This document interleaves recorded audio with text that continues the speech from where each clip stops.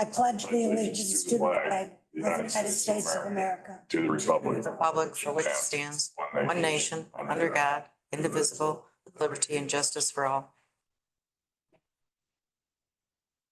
You got a agenda before you? Need to up the agenda. Make the motion to adopt the agenda. Support. I have motion support, all in favor? Aye. Aye. Okay, public comment. Hearing none, we'll move on to emergency manager interviews. We have one on Zoom, Suzanne none, I can't pronounce it. Is she on Zoom? She is not. Moving on, we have JP Ritter. JP, would you like to step up, please? Thank you. Thanks for having me today. Thank you for coming on time. Before on time, appreciate it. Madam Chair, if I could just, Kim, if she does join during this, if we can put her in the lobby. Sure. If she's not, and for the questions. She's on Zoom. She hasn't joined yet. Oh. Saying if she does join though, that way she's not listening to the interview, so. Okay. Hey, you know everybody, so no introductions are needed. All right, we'll start, questions. John? Tell us why you want to be the emergency manager. Well, the last few years, I've kind of changed my approach at work and getting more of a response and preparation mode. with The sheriff department. I kind of see a need that we have to increase their preparation for emergencies, disasters, major events that go on. So I just think be a good fit for it. I've been active with getting equipment and for that stuff and taking extra training over the last few years to kind of prepare myself for it. Getting towards the end of my career, I don't like to be out chasing drunks unless I have to at night. I'd like to take a different role. Is that all, John? For now. Okay. Moving on to Todd. Tell us what you know about the Alpena County's emergency management program and why you're interested in that position. The Alpena County Emergency Management Program right now is kind of well, in my opinion, personal and professional, it needs work. Alpena County's always been one to react and not be proactive. So I think it needs to step up and kind of get moving with the centuries here. We always react to small things. We don't have a lot of resources on hand. And I think the ice storm was a good example of that. We had to really scramble to get things together, personnel, supplies, what we're gonna do. I think it just needs to advance more. Not that things went bad, but things could have went a lot better. And that we went through this with COVID-19, scrambling then on stuff. And prior to that, there was the flood out that started. Actually, we had a flood in Hubbard Lake many years ago. And we were scrambling for citizens then, packing sandbags, trying to block roads and get things situated. Then we had the potential flood almost downtown here. Those that don't know, Washington Avenue is the lowest spot in the county. So if a dam breaks, that's where the water's coming over. So anybody from that point on is gonna have issues, you know, and I just think we gotta start planning for that stuff ahead of time and not reacting to when something happens. Thank you. This one's not on here, but, I can see you thinking on something. well, I'm trying to figure out how to word it because knowing me, I'll put my foot in my mouth, but you're a police officer Yes, ma'am. and you're applying for this emergency management job. So being my brother was a police officer and he retired, I know how police officers are after they retire. They kind of still keep that police officer personality. So if you did get into the emergency management, would you feel as though you can boss people around because you were a police officer and they're going to listen, or You know what I mean? Well, there's no guarantee they're gonna listen. They don't, Well, some people don't. I know, but I mean, could you differentiate between the two? Oh, yes, yeah. You know, you're having to deal with people, you need to work with them at this capacity. Mhm. You're gonna tell them how to, not tell them, but you're gonna set the guidelines of what needs to be done. And you gotta work with them. You can't just boss them around and order them to do stuff. Mhm. And you can, but you might not get a good response out of it. Right. You really, I mean, you never really have a question though. You kind of sort of had a question, but But yeah, I just wanted to know how your personality would be after you left being an officer and coming down to the civilian level. well, I'm gonna find out one way or the other in a few years. Because like I said, I know you never get rid of that police. Yeah, you just gotta switch gears, you know. Yeah, then Done that's your kind of clientele hard. You're dealing with. How many years have you been officer? 20, I was 25 in October with Alpena, 27 total. Well, thank you for your service.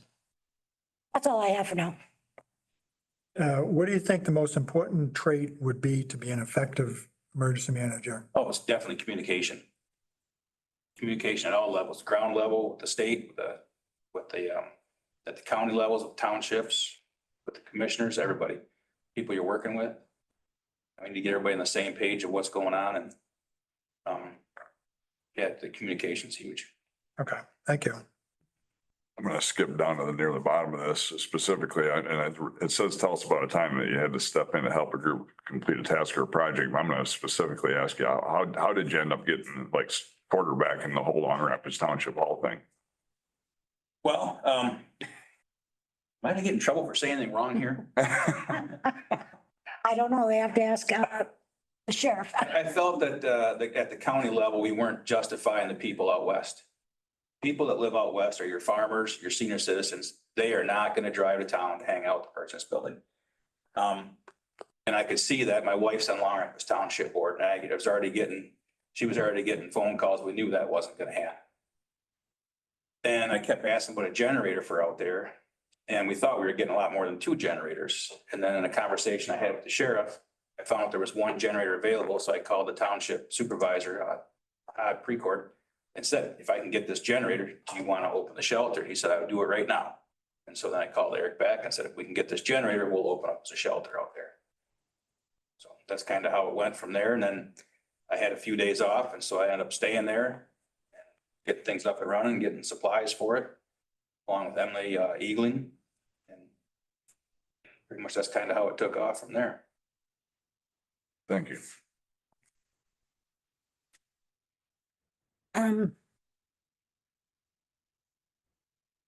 What is the most challenging task you faced in your career so far, and what did you learn from it? The most challenging task is definitely working with people. You have a variety of people, you have a variety of attitudes, you have a variety of where they're from, variety of needs. So you just gotta be open-minded and adapt to that. You can't just come in and drop the hammer and say, this is the way it's gonna be. You gotta be able to work with people. That's always the challenge. Okay. John, I don't know how to ask. So my question for this, my question would be, and I'll be right up front and honest with you, this to me is not a full-time 40-hour plus week job. What do you do with that time? Those 40 hours a week, what are you actually focusing on to week in and week out to make your program good? Or I'm just trying to figure out what your thought is on what are you going to spend 40 hours a week on? So I have two answers for that, if I can on that. One, I agree with you that it's not a 40-hour week position. I would like to see it brought to the sheriff's department and may pay, like the EM would be 75%, the sheriff's office dues would be 25%. And that would alleviate some of the stress on the sheriff's office by having a third supervisor to replace my position out there. But a lot of it would be training, preparation, organization of stuff, whether it's the shelters, getting those things just not up and running, but ready. One thing Alpena doesn't have, if you ever go to St. Ignace and you get caught in the bridge, like a basketball team. They call the emergency manager, they open up their facility and they house that team till the bridge opens up and they can get back over. They provide food and shelter for them. It might be bag lunches, but they have a place to stay. We don't have anything like that. If something happens now, the team sits on the bus. And they don't leave till the roads are cleared up. It doesn't happen often, but it is a thing that does happen. So just little things like that to prepare for stuff. A lot of the emergency management stuff is all about setting up scenarios and preparing for something that may or may not happen. A lot of it's training, a lot of it's meetings with the township fire departments, meeting with the local law enforcement, meetings with the surrounding counties. You're tied up a lot doing that. So if it was a 40-hour week position, that's what you'd be doing, getting supplies, training, preparation, planning those meetings, checking out your hazardous spots you have in the county, and just planning for stuff like that. Recently, I've been on websites with different emergency management locations around the state. And a lot of them are planning for hazmat. Well, as we know, we have a lot of semi trucks that come in and out of Lafarge. We have a lot of gravel trains. I'm not sure if we have plans for those or not if something goes wrong. So that'd be a lot with the fire department, Alpena Township and Alpena City. They're the ones that are going to primarily deal with that stuff. Those incidents are going to happen in town. But if it came out to the sheriff's department, I think I could divide those job duties up. In the beginning, there'd be a lot more EM stuff that went on.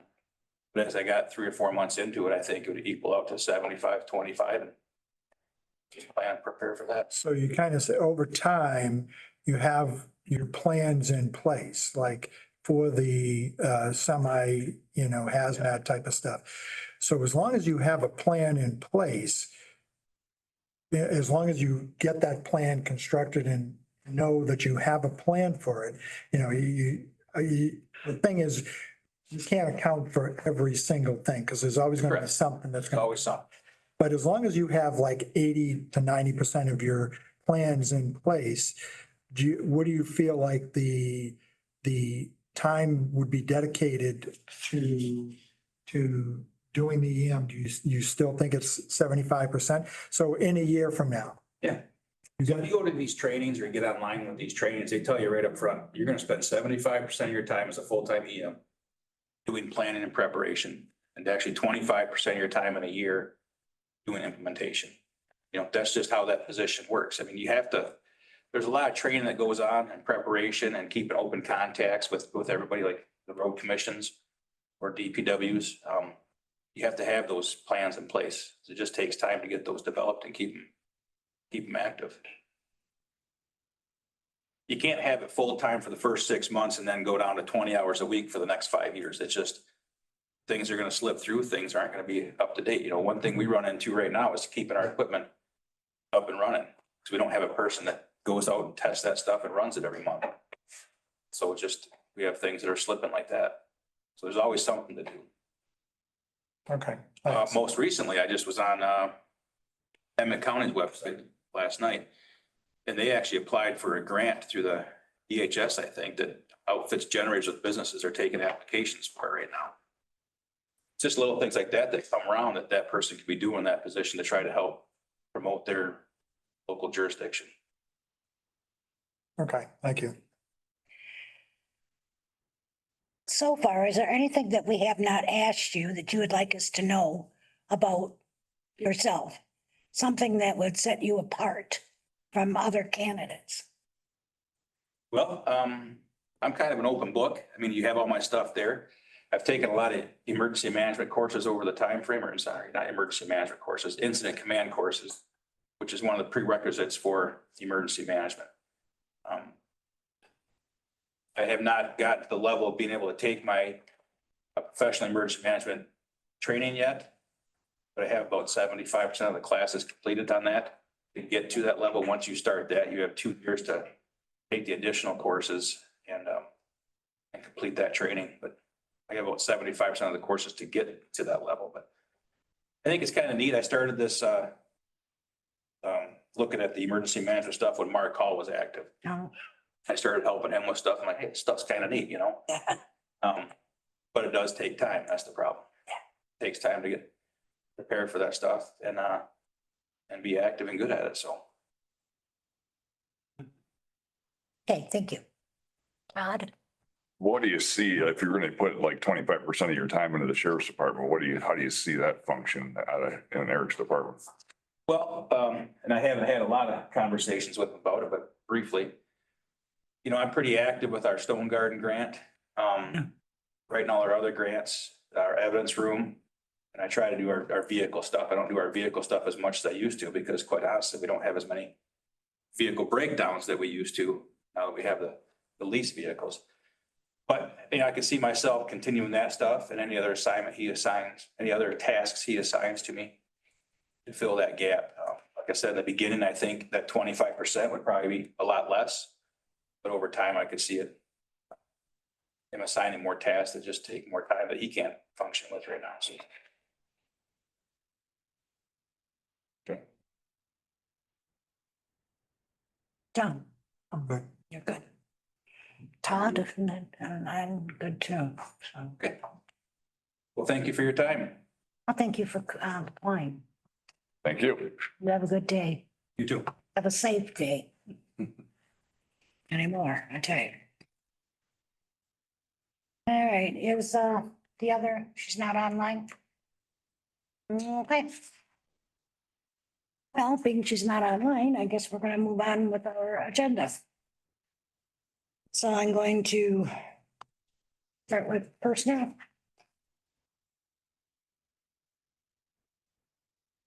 All right, so first item is overtime and compensation time accrual for non-union employees. This is something that we had meant to do earlier in the year, but that the board had not yet taken action on. During negotiations with unions last year, what we did was we tried moving them from accruing overtime and comp time daily to weekly instead. So rather than them starting, if they work over 8 hours one day, they would start accruing overtime that day. Let's say it's a Monday, rather they'd have to wait until the end of the week because maybe they can make it up, later in the week and they leave 15 minutes early and we're not paying overtime. It's just easier on payroll. It's easier for the adjustment and it puts us in line with most other businesses. So just looking for approval to go ahead and make that change for non-union employees. And then as we work through the other union contracts, if there are any that we come in contact with that still have the 8-hour rules, it gives us kind of a foundation to start those negotiations. I'm saying they should be weekly instead. So just looking for approval to take non-union employees to a weekly rather than daily overtime and comp time accrual. So that makes sense, yeah. Do we have, because I have a note here, this, which non-union employees does this affect? Because I thought because they're non-union, we can just easily change this. And I thought we did this a while ago. We talked about it, but there's never board action, so we just need it to be official. Need your stamp basically on it. But you are correct. We don't have to negotiate. It's just a matter of you voting on it and putting it, into the record. So. But it makes sense because again, I know one of the other unions, they would accrue it and then come Friday, they wouldn't have to be here if they had enough overtime built up during the week or half a day or whatever it was. That was an issue with that union, yes, and that was corrected with that particular union. But again, it was kind of something just for the sake of consistency and having a uniform policy. It's something I think we should strive for across the board.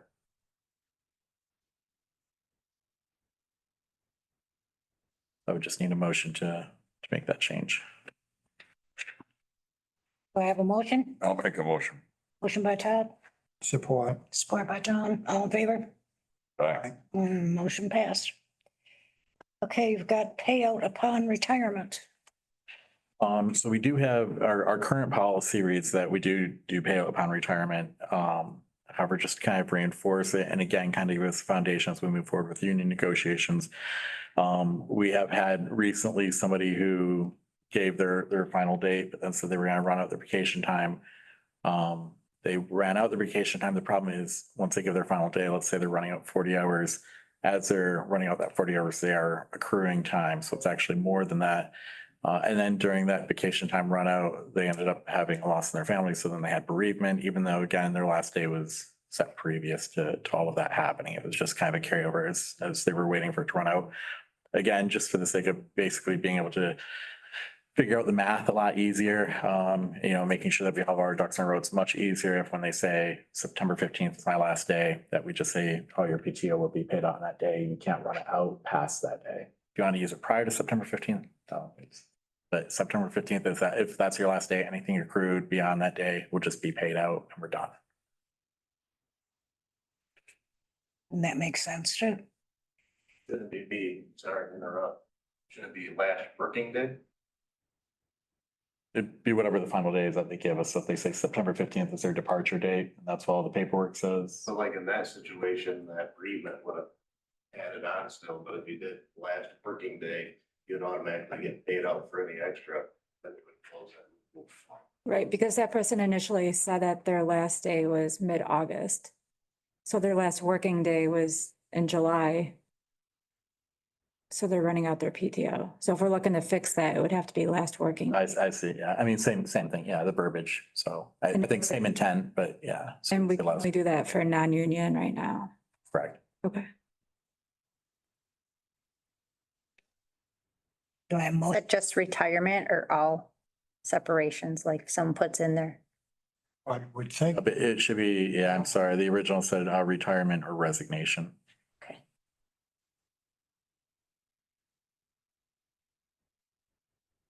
and again, this is just for non-union, correct? Correct. But again, it gives us that foundation as we move forward to say, this is something we're working toward. So if someone said my last working day is August 1st, and they're accumulating hours up until that day, and they have, let's just say, another 3 days of PTO once they get to August 1st, we'll just pay them out the 3 days. Yep.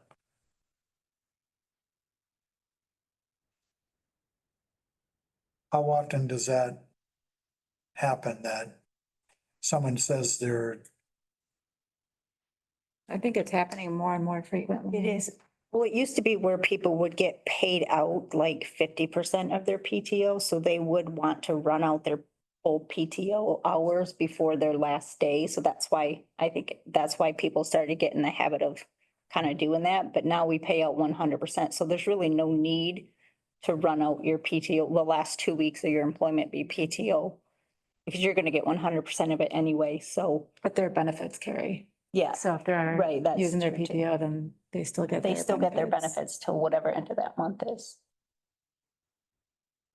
So if they say their last day is August 15th, that's when you just kind of sever all ties with benefits and everything and just give them their PTO and kind of send them on their way. so if, and again, in that one particular situation where someone said whatever did they say their last working day? So they gave their last working day and then other things happened and then it got extended because of PTO hours. a PTO or bereavement. Because they accrued, well, they got bereavement time, which saved them, 24 hours of PTO that they didn't have to use, so they used the PTO to extend their time working. So like on August 15th, technically they were still employed just because they weren't actually physically working. August 15th? Or whatever they said their last working day was. They were still employed until the end of wherever their PTO ran out, so you still kind of had to give them all their benefits until their Oh. PTO ran out, Okay, which so- includes funeral leave and, So we'll just make sure that we have a last working day and then whatever the difference is with PTO is paid out after that. so their actual last day of being employed with the county would be on that last working day, Yeah, period. okay. I think that's what you're intending to. I think I just said last day rather than the last, last I was working gonna day. deny it, but then I looked in the contract, I'm like, Mhm. I can't win this. Yeah. So again, it's not gonna fix everything, but we have to start somewhere, and this gives us that foundation so that going forward, we can say, look, this is a practice we've implemented, so. Okay, I'll make a motion to adopt the policy for the PTO to be paid out. Basically, everything you just said. All right. I don't want to miss anything. I have a And I'll support that. motion support, all in favor? Aye. Aye. Motion passed. Okay, road commission expansion. Hold on, 1 minute. Discussion on non-disclosure document first. What? Number 3. I don't have that on here. Can't talk about it. It's on The agenda. 3. Number 3, discussion on non-disclosure document. Oh, Oh, see it now. okay, sorry. That's fine print. So the, basically what we're finding is we had a couple of incidences with staff where they are made privy to certain information that they then openly share with others in the county, other staff, other, officials, et cetera. Some of this information could in essence be technically a violation of HIPAA. It could be, there's just multiple issues. Some of it, I don't know if it's malicious or intentional, or if it's just accidentally slipping information, whatever it is. I have talked to certain union representatives down in Lansing, and they've agreed that an NDA may be the best move. So we're going to work together in creating it. This is that first step. So we worked with our labor attorneys to craft the NDA that was shared with you. My next step is now to take that to the union, but I didn't want to do that without you guys signing off on it and getting that process going. So I just need approval to go ahead to the union representatives and to get sign off and then to implement it once passed. I read through this whole thing. There's only a couple of corrections that need to be made. On 3B, it should say there. Fulfilling their official job duties. And then under number 4, the employee agrees that they will keep instead of what was written.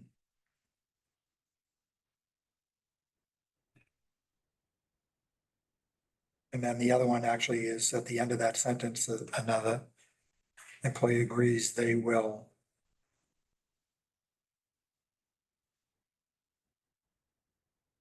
Okay.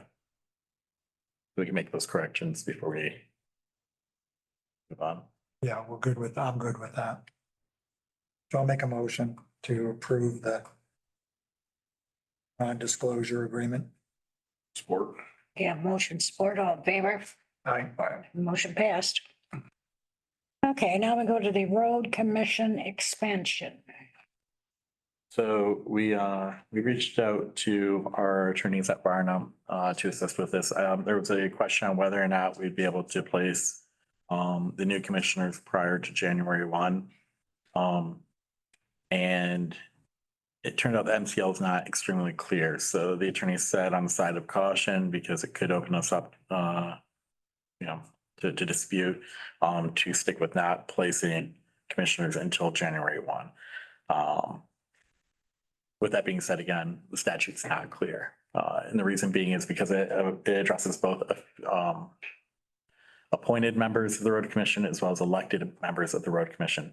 If they are elected, MCL is clear that their term begins on January 1, but it doesn't necessarily say when it has to end. It's kind of open-ended. I mean, this formula is there, but it's not as clear as giving an actual date. Since these aren't elected, these are appointed, we then go to the appointed version, which states that their term ends right before January 1, December 31st. So it's kind of a difficulty because it doesn't necessarily tell us when we're appointed, when they can begin, it just tells us when that term ends. I asked if we could do a partial appointment where they do a partial term, 3-4 months, something like that.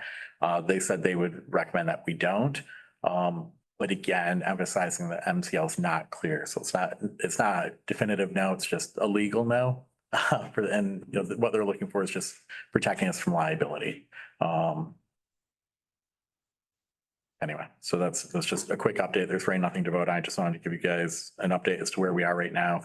I'll continue digging into it, and I will share with you the email chain between me and that attorney discussing this particular matter. So. Okay, the next one, discussion on moonlighting policy. It's come to our attention that some members of the county county's employee pool, sometimes carry second jobs. In some circumstances, these secondary jobs could become an issue. So for example, if they are contracting or working for another unit of government within the county of Alpena, we should be aware of that, because then if there's conflict between us and that other unit, be it the city, be it a township or what have you, we need to be aware that there may be somebody at the table who has a conflict. Likewise, there will be some circumstances where they might not even realize there's a conflict. So let's say, for example, they work in an office and that office exclusively uses a particular vendor, and they're doing side work for that vendor, but maybe they're not at that decision-making level. They're still within that office, and we should be made aware of that fact. So we're not necessarily restricting employment outside of the county unless it's a conflict or puts the county in an awkward position because of it. So all this moonlighting policy does is says that you have to make the board and human resources aware of any other work that you take on. So it's, again, just, To fill this out too? yep. No, it's just, and I don't think, that's a good question. I don't know if we can ask elected officials to carry this out. I do know anybody who's hired as staff, would have to fill it out. That's a very good question on whether or not we can compel electeds to fill it out. I don't think we can, but I can check on that. That's interesting. That didn't come up before. But for right now, this just goes in the employee handbook manual. So this would be hired staff as of right now. Okay. So you don't need a vote on that at all? Yeah, No, I would, yeah. I'll make a motion to approve the conflict of interest. What, is that what it's called? The moonlighting policy. Moonlighting policy. Support. Okay. Would you amend that to say you support the moonlighting policy as well as a document being created by myself and HR? No. Okay. All right. I can bring it back, but it's just the document they'd have to fill out. to say. Yeah. Did we have that? I thought is that what you were? I was working on. Yeah, we're polishing it up. We're almost done with it. So it's pretty simple, just states. Amended to include that. Thank you. And support, all in favor? Motion passed. Next item is a Office pet policy. policy. Yep. So this is something that the board actually talked about doing last year. However, the budget kind of took priority, so this got pushed to the end of the list and carried over to this year. Right now, we have a couple of offices that have pets in the office. There's been no issues. This really just addresses so that we have clarification on if they bring them in, there has to be certain things that are signed off on. Specifically, one item that I wanted to make sure was included is section 1.7. And that specifically has to do with making sure that let's say you have a dog in the office, you have a dog food dish and a water dish. That water dish is emptied at the end of the night and put up, and the dog food is put in a locked tight container. Obviously we want to make sure that we're being conscious of mice or other issues like that. So just making sure things are kind of clean and tidy. It also helps our grounds maintenance crews are going into these offices at the end of the night. They're not having to work around dishes on the floor, toys, stuff like that. So Does this include venomous spiders and snakes? we could absolutely, I think the county is all-inclusive. No, this specifically deals with dogs and cats. Other animals would have to be approved by the board. So, In most cases, this is basically dogs, right. because no one's bringing their cat to work, are they? Yeah, yeah. And again, it has to have sign off by the department head. It has to sign off by the colleagues to make sure there's no allergies or things like that. We're trying to be very conscious. All of the offices that have animals are enclosed, so it's not something where you have people necessarily, coming out. They're not going to be in the lobby. I've seen some of those animals, and they're very ferocious. You're right. Okay. Do they bring their animals? What do they call those animals that, Like a service animal? is that what they are, service Yeah, animals? so this actually has a cutout for that provision because we technically can't really, that's already legislated at the state and federal level. So this is just for animals beyond service. Well, even service animals, if someone brought a service animals, I still think they need to abide by the policy. They can't just leave their food out. Correct. I'm just saying that's a whole different law that they have to follow. It has a lot of this language in it. So, So these are, like I could bring mine, yeah, yes. because I want Bring it to. to the next board meeting. Well, yeah, that would be fun. Have it sit on the table. Bella would love it. I would love that. Yeah, I mean, Yeah. there is people that bring their dogs to work with them. Yep. So I can tell you, the Brian's in my office right now. Well, you own the business. I can understand.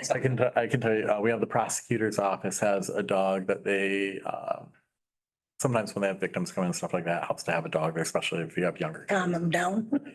I know Nikki Yanish in housing, she has her dog come in once in a great while. Not every day, but once in a while.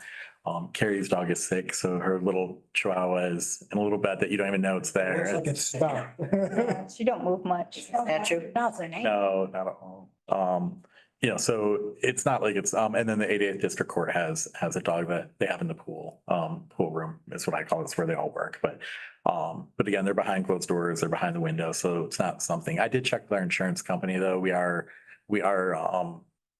covered should there be an animal bite. God forbid. The individual would still be able to be sued. So for example, you know, if, I don't know whose dog it is in the prosecutor's office, but if it's Cynthia's dog, and the dog comes in and bites somebody, they can't sue the county, but they can sue Cynthia. So.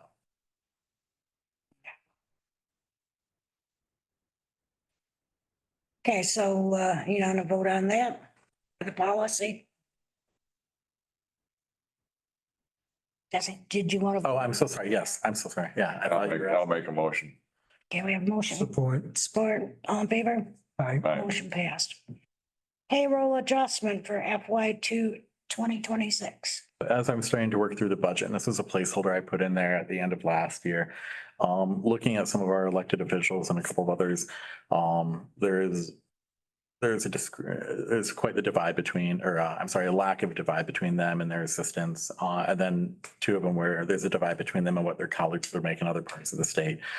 So I put in parentheses what they, Alpena treasurer, the Alpena clerk, the Alpena register of deeds, and the Alpena County sheriff currently make.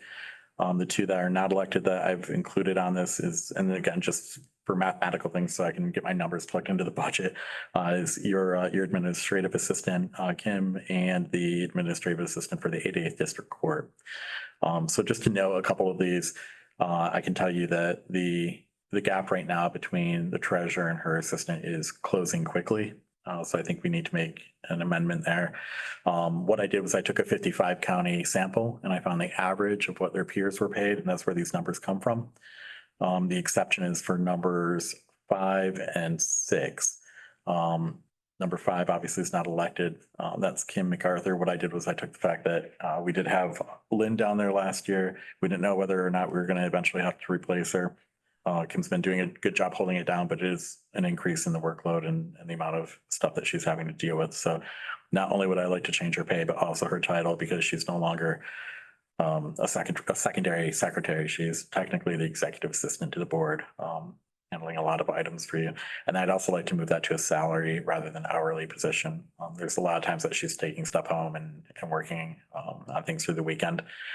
And then First time she's hearing that? It's, I think I mentioned it to her yesterday when I gave it to her and said, please get this to the board. So, and then the Alpena County Administrator for the 80th District Court, that was something that you guys took up previously, but we didn't really have, we just had a number that was kind of thrown out there by the judge as far as what you'd like to see her make.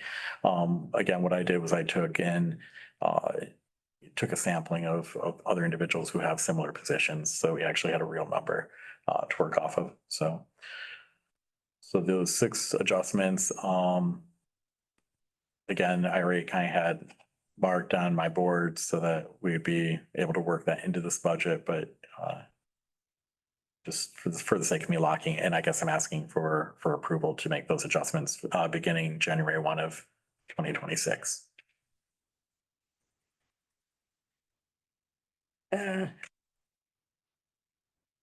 Okay, this would be roll call. Have any You need to discussion on it, or? I'm sorry, I didn't get the motion first too. make a motion.